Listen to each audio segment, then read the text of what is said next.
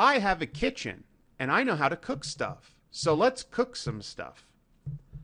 On Saturday, which is yesterday as I'm recording this, I went to the Oklahoma State University, Oklahoma City campus farmers market, which is open year-round.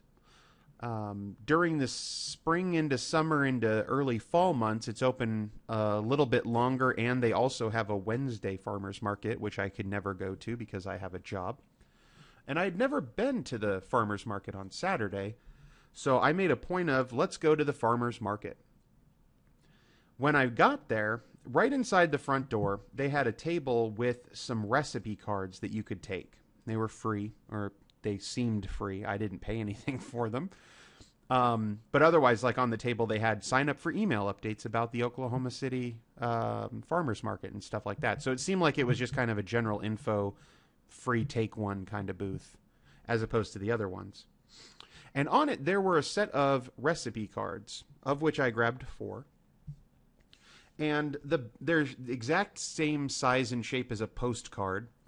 The backs are completely blank. And on the front, each of them has like a picture. Oh, let me... Boop. Oop, that didn't boop like I wanted it to. Boop. There we go. There is one of the cards. So it has a picture of what you're supposed to be making. It has a title, ingredients, directions, and what have you. But on the side, it says funding has been provided by USDA's 2013 Specialty Crop Block Grant. So I'm guessing this grant money was given to maybe the Oklahoma State University, Oklahoma City campus farmers market or whatever to print up some cards, or maybe the individual contributors. I have no clue. Anyway, these cards got made. Now, 2 of them, the zucchini boats one that we'll be looking at today, on the very bottom it says provided by the Owasso Farmers Market. I have no clue where that is or anything about it. Another one that I have is for spaghetti sauce. It says provided by the Cherokee Farmers Market. Because when you think spaghetti sauce, you think Cherokee Indians. And then I also have one that's for potato salad and one that's for stuffed peppers. And not like stuffed green bell peppers, but like cheese and sour cream cheese kind of stuffed hot peppers. It says grab ancho, poblano, mexibel, whatever. Those 2, the potato salad and the stuffed peppers, do not have a provided by blah at the bottom. So I don't know where those came from. Anyway, I decided I was going to make these zucchini boats because I already had red pepper, onion, zucchini, and rice at home. I bought this cheese at the farmer's market. I only ever buy cheese from Christians. That's the only kind of cheese I trust. No, there's a farmer and his wife who had been, I guess, around for quite some time. And they make cheese, and they make quite a bit of cheese, and they sell this cheese to numerous stores in the Oklahoma, Texas, Kansas-esque area. They run a dairy farm, and so all the cheese is made from their cows. But they had this basil cheddar, and I figured that would go very well with the otherwise Italian ingredients. And then the ingredients say to grab either, well, we'll look at the card real quick. So you need 2 large zucchini, about 1 pound. Mine weighed 464 grams total. So that is 454 grams is a pound. So that was almost exactly right. Half a pound of ground beef or chicken. I chose to buy chicken because I've never actually made ground chicken before. 1 small onion chopped. My onion was not small. It was quite large, so I used half of an onion. Half a cup of chopped red bell pepper. I just used half of a red bell pepper. 1 cup of cooked rice. While I took this picture, I actually already had rice cooking. This is the rest of the rice that I have left. I'm very low on rice. 3/4 cup of shredded cheddar cheese. Well, there's my cheddar cheese. Salt and pepper to taste. So then here's the recipe. I'm not going to read it to you. I'm going to show it to you. Boom. You're going to dice up some red pepper and onions into a bowl. You're going to put them in a pan and start frying them. Interesting story. I had actually just earlier cooked peppers and onions, not diced up, but in slices for a different food. And so my pan is dirty in this shot because this is literally when I had just poured them into the pan, and you can see the pan's already kind of gross. But that's because I had just cooked stuff in it. And then you're going to throw in the chicken and cook it down. Like I said, I'd never cooked ground chicken before. This stuff smelled amazing while it was cooking. It smelled like it was spiced. But from looking at the chicken, it's not like it came with spice or anything. It was literally just ground chicken meat. Made with dark chicken. Ooh. Maybe that's why it smelled so good. I don't know. But you cook the chicken. Now, while that's cooking, you turn around and you cut your zucchini in half. And I used a spoon to scoop out the middle bits. It's very ugly and rough looking. You can see all horrible job I did of it. But I scooped out the middle of the zucchini, and I kept that zucchini in a bowl, and I put it in the fridge. And I'll have to figure out how I'm going to cook it and eat it later, because I'm not going to waste half of two zucchinis that way. So then I shredded the cheddar cheese, not the whole block. I weighed out 3 ounces worth and then shredded it. You can see that I got like a little portion of shredded cheese, and then the rest just kind of crumbled against the side of the shredder. The cheddar that they sell, in addition to selling like the little blocks, most of the cheese that they had at their stand were curds. Curds is a big thing in Oklahoma, apparently, eating cheese curds. And so while I was getting the dish ready, that cheese had been sitting on the counter for a little while, so it wasn't very cold when I tried to shred it, so it kind of came apart pretty easily. But that's all right. I just, to the best of my ability, just crumbled it up a bit more. So now the chicken mixture is done cooking, and the rice is done, so I throw the rice in, I throw the chicken mixture in on top of the cheese, and then I mix it all together really well. It sticks together pretty well. That cheddar cheese, real cheese, by the way, I want to point that out. Don't buy fake cheese. You can tell when you buy any kind of cheese, sliced cheese, shredded cheese, or a block of cheese. It will have to, if it says just cheese, then you're good. That's real cheese.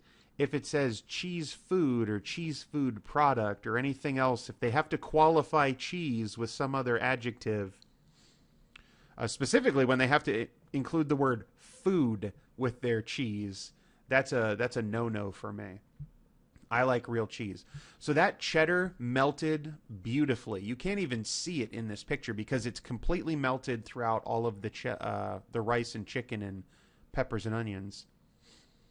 And as I started to scoop this into the zucchini, I actually would scoop a little bit of it over, and there'd be strings of cheese pulling between it. And so luckily I had this very hard plastic spatula, and I could just kind of cut through the cheese. I cut the cheese and scoop it over into the zucchini. Now you can see here some of my zucchini didn't lie very flat, so this one's actually kind of spilling out, and this one has definitely spilled, but that's all right. We're going to stick it in the oven anyway. 350 degrees for about 25 minutes, and bump, it's going to turn a little bit brown, which I like. Now, after it's been in the oven, you're cooking it basically, everything in all of the stuffing, the rice is already cooked, the chicken's already cooked, the peppers and onions are cooked, the cheese is melted. You're not really cooking it for the mixture. You're cooking it to soften up and make the zucchini tender. And that's exactly what happened. I basically, in fact, you can see it right here. This little mark right here is where I stuck the fork in to see if the fork would go in and out pretty easily, and it did. And you can see the darkness on the stuffing. When I ate there I served it. Just to show you, the ones that I took were this one and this one. So I took one that had spilled a bunch. Oh, no, I'm sorry. I took the two in the middle.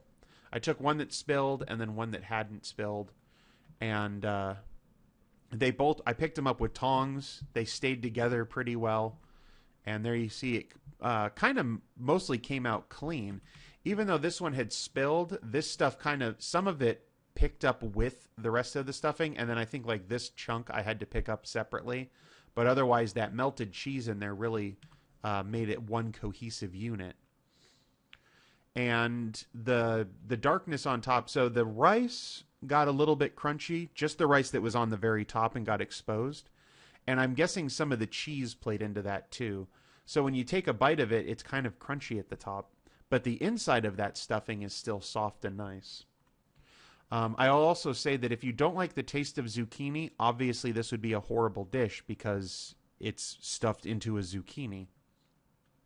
But I like the taste of zucchini, and in fact, if not for this recipe, what I would have done is cut those zucchini in half, brush them with a little bit of olive oil, and then throw them on my George Foreman grill, which you can see in this picture. This thing at the top right here is my George Foreman grill. So I would just eat grilled zucchini, and then when it comes off the grill, I just season it with a little bit of salt, pepper, some garlic powder, and some Italian seasoning. Tastes delicious. So those two will go up into the... those are in a container in the fridge. I ate the other two. They were delicious. And you can actually see some of the seasoning. After they came out of the oven is when I seasoned them. I have some grinders with a whole bunch of mixed seasoning, and then another grinder with red, white, and black pepper in it. So flavored them up a little bit. They were delicious. I liked it. I would use it again. And in fact, at the end, I still had half of a pepper, half of an onion, and half of the meat left. So I cooked that up. I had some rice as well. So this picture doesn't show up, but there's rice on the bottom, and then I've got the filling on top. That's a meal in and of itself. It's wonderful. And if you're wondering what kind of meal is that, well, you just look here, and you can see... I might need to do this a little bit. Bonk. There we go. Now it's totally within range. So we used 1 pound of zucchini, half a pound of onion, half a pepper, half a pound of ground chicken, 1 cup of white rice cooked, and 3 ounces of basil cheddar cheese.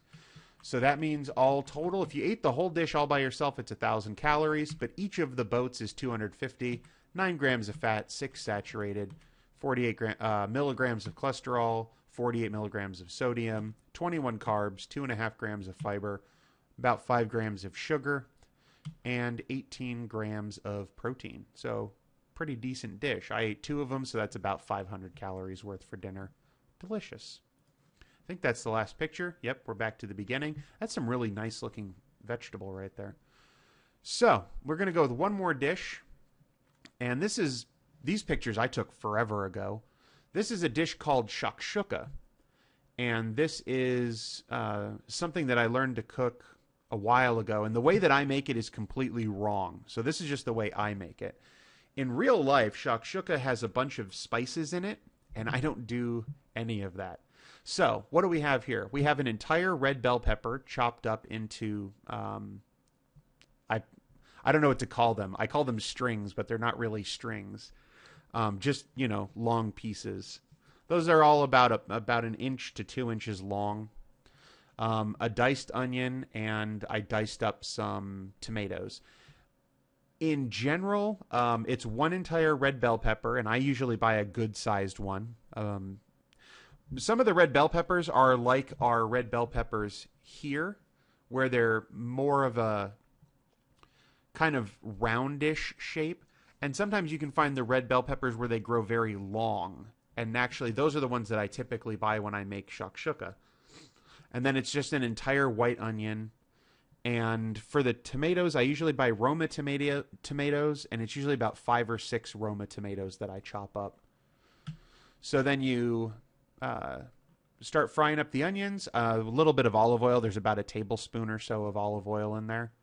And then you add the red bell pepper after you get the onions cooked a little bit. When they start to turn a little bit clear, not completely clear, but just start to turn clear, I throw these in. And then I cook that for a little while until the onions are clear. Then I throw the tomatoes in on top. And this is 2 separate sets of pictures. So you'll notice here I have a red pepper. Well, what you want to do is stir it up. And here this is a different set of pictures from another time I made it using a yellow pepper. So you stir it all up, let it cook. I threw some seasoning on. Once again, I just have some grinders with a bunch of different seasonings in them. And I have a grinder with a bunch of different seasonings in it. And so I just grind it on top. It's got like garlic and salt and rosemary and all kinds of stuff in there. So I just grind some of that on top. And then you cook it. You can see here the tomatoes are all still like tomatoes. They're all holding their shape from when I chopped it up. And now they've kind of cooked down into a mush. It's not 100% baby food kind of mush, but it mushes a little bit. And that's what you want. You cook it down into a bit of a mush. So here's this mush. And now what I've used is the back of a spoon. Not like a little spoon that you would eat with, but like a big serving spoon. And I've mashed down a spot here, and a spot here. Made a little well in the mush. And that's where I toss some eggs. So you throw some eggs in there. And then once the eggs are in, you throw the lid on. And that allows them to kind of poach and cook on top of the shakshuka. And I didn't take a picture of it when it was done, but basically the eggs are cooked on top. And depending on exactly what was going on, sometimes the white of the egg will kind of get down into the what I call toppings, the onions and peppers beneath and tomatoes. And it'll be a nice section where like the egg is binding it all together. And sometimes that doesn't work and the egg just sits on top. I'm not entirely sure what makes it work one way or the other. But here's the egg where, for the most part, it just sat on top. Because you can see there's just a little bit of stuff stuck to the bottom. And then the rest of it I had to spoon out separately. But that's shakshuka. I like it a lot. If you buy really good vegetables. The first time I ever made this, I was at my brother's house. And they were having a farmer's market at the grocery store. And like an actual farmer's market. Like farmers came in and they had it set up outside the grocery store. And so I bought fresh from the farm tomatoes and bell peppers, and then an onion. I don't know if the onions were from the farmer's market, but I know the tomatoes and bell pepper were. And I made this dish, and I didn't put any seasoning at all on it because this was the first time I'd ever made it, and I didn't know what seasonings to use. So I just made it completely fine. But the vegetables were so tasty that the dish was wonderful by itself. My sister-in-law put some salt on it, and I totally agree. It definitely needs a little bit of salt. The second time I made it was at home, back in Arizona, and I just used regular from the supermarket vegetables, and it just did not taste good. I thought it tasted okay, but it was very, very bland. And so, basically needed some salt and pepper or salsa or something to add some flavor to it. So now, like in this set of pictures, you see that I grind just seasoning on it. And for me, it really doesn't matter what the seasoning is. I have the Italian seasoning in a shaker, and then I have the everything seasoning in a grinder, and I have some garlic powder, and I just throw them all on there. I don't measure it. Just toss it on, and it tastes wonderful. I love shakshuka. I make this dish quite often. And if you're wondering, here's the shakshuka nutrition. And once again, let me add a column here to get it all in screen. All right, bunk. So shakshuka, this is the way that I made it in that first, in the set of pictures that we looked at. I actually weighed out, and I don't have that in this document, but I weighed out exactly how much the onion and tomatoes and peppers weighed before I put it in. And then this is the calculated nutrition from that. And so then I said, well, what happens if I make it with 4 eggs? Because sometimes I make it with 4 eggs. And then what happens if I use tofu instead of the eggs and just kind of cut the tofu in slices and let those cook on the top of it? And then, of course, what if I use some chicken breast tenderloins?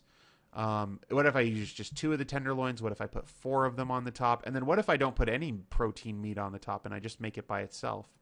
And then each of these is total for the entire dish. That entire pan, the way that I made it with 3 eggs, is only 600 calories. So you literally eat just the entire dish when you make it. And that's like an entire meal. So there you go. I like making spreadsheets. Some of you who have subscribed to me for a while, I don't know if I showed it years ago when I was in pharmacy school, but I know in one of my videos I mentioned that I had put out a spreadsheet with like everything I ate in a day. And so that's kind of something I've been doing. This one in particular, here's the zucchini boats. But actually, if you scroll up, these are some whole wheat chocolate chip cookies I made. This is using half butter, half applesauce. This is using all butter. Whole wheat crackers that I made. Eggplant hummus. Regular hummus without eggplant in it. Banana bread made with applesauce. Banana bread made with butter.